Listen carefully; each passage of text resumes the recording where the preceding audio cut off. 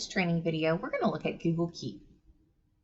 Specifically, we're going to look at creating a note and note options, sharing notes, and how to set reminders by time and location. In order to get to Google Keep, you can go to keep.google.com, or you can get to it in your waffle and looking for that Google Keep yellow with a light bulb icon.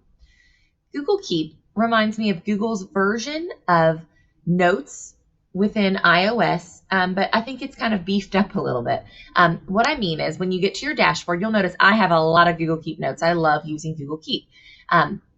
It allows you to do additional options that those do not, like color coding, adding images, and many more options.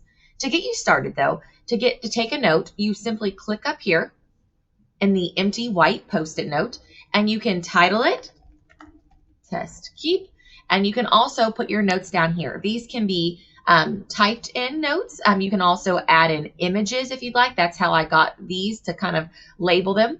You can, under your notes, you can just type in text, but you can also change these, as you can see, to checklists, because I like to have checklists, by coming to the More button and saying Show Checkboxes. And so now you've got list items. And so you could make even like a grocery list if you wanted to. And what's nice about it is after you add those items, as you can see, you have those options as well. With the 4 arrows, you can drag and drop and move those up. As well as when you click on the checklist and you've completed or gotten that item, it puts it down here under completed items and strikes it through, but it is still there for you to see. And then you can actually even unstrike it and put it back up there if you'd like to. So pretty neat.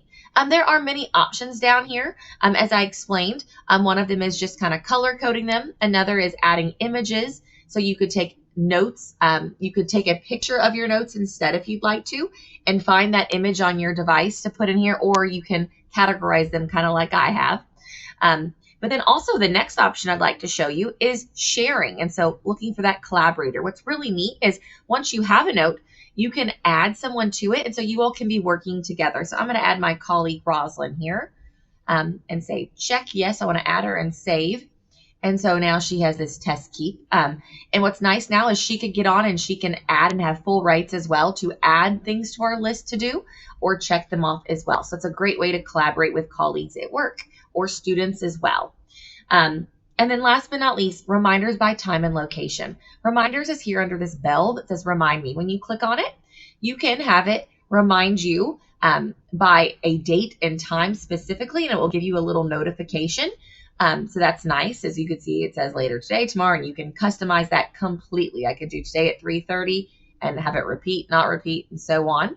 So it could be something like maybe a point sheet for a student. Every day you want them to fill it out. You could remind them every day at the end of the day, and so on. So many options, but also by a place.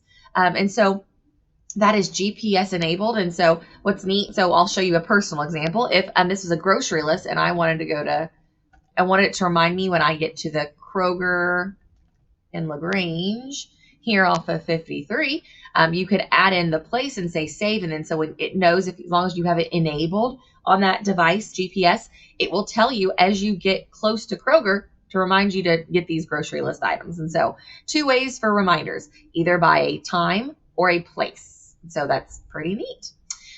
Those are those basic options of Google Keep.